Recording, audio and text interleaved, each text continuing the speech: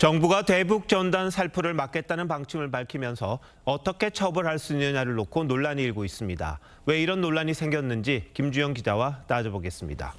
자, 김 기자, 이 대통령이 취임하면서 대북 전단에 대한 통일부의 입장이 완전히 달라졌죠?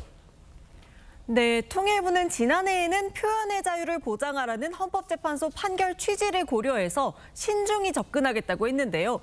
1년 만에 살포 중지를 요청하는 쪽으로 입장을 바꿨습니다. 전단 등 살포 문제는 표현의 자유 보장이라는 헌법재판소 결정의 취지를 고려하여 접근하고 있습니다. 국민의 생명 안전을 고려하여 전단 살포 중지를 요청하는 것이 헌재 결정에 위반되지 않는다고 판단하고 있습니다. 네, 헌법재판소 판결은 같은데 이렇게 통일부의 입장이 완전히 달라졌네요. 그 판결 내용부터 알려주시죠. 네, 문재인 정부 시절 국회가 대북 전단을 살포하면 3년 이하 징역 등 처벌을 할 수 있다는 법을 통과시켰고요. 헌재는 2023년에 7대2로 이 법이 위헌이라고 결정했습니다. 북한으로 인한 위험을 전단 살포자에게 전가해선 안 된다면서 표현의 자유를 과도하게 침해한다고 본 건데요. 윤석열 정부는 이 부분에 중점을 두고 전단 살포를 사실상 묵인했습니다. 자, 그런데 새 정부의 해석은 다른 거죠?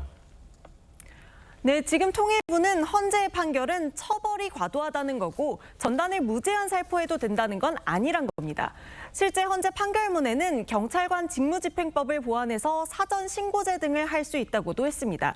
2016년엔 대법원도 표현의 자유는 무제한적인 것이 아니라 규제할 수 있다고 판단하기도 했습니다.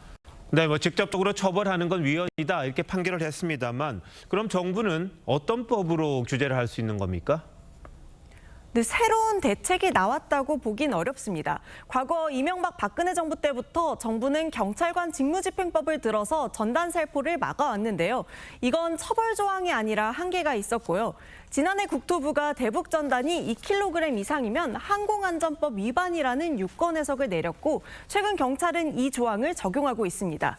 여기다 이재명 대통령이 경기도지사 시절 활용했던 지자체가 위험 지역을 지정하는 방법과 헬륨가스 운반을 규제하고 하천에 쓰레기를 버리면 안 된다는 법을 적용할 수 있다는 게 통일부의 판단입니다. 네, 특별하게 새로운 방법이 나온 건 아니고 기존 법대로 그대로 적용하겠다 이런 뜻이네요. 네, 이 때문에 통일부는 오늘 광복절 이전에 남북관계 발전법 등을 입법할 수 있도록 노력하겠다고 했는데요. 전문가들은 정부가 처벌에 치중하기보다 민간단체들을 설득하고 협력해 나가는 과정이 중요하다고 지적했습니다. 북한 당국을 노골적으로 자극하지 않더라도 표현의 자유와 북한 주민의 알 권리를 구현하는 방법들이 있을 수가 있거든요. 과거와 패러다임이 달라졌기 때문에 새로운 대안을 찾을 때가 됐다. 네, 북한에 정보를 전달한다는 긍정적인 측면이 있는 반면에 또 위협을 받을 수 있다 이렇게 부정적인 측면이 있는데 정부가 좀 종합적으로 생각했으면 좋겠군요. 김 기자 잘 들었습니다.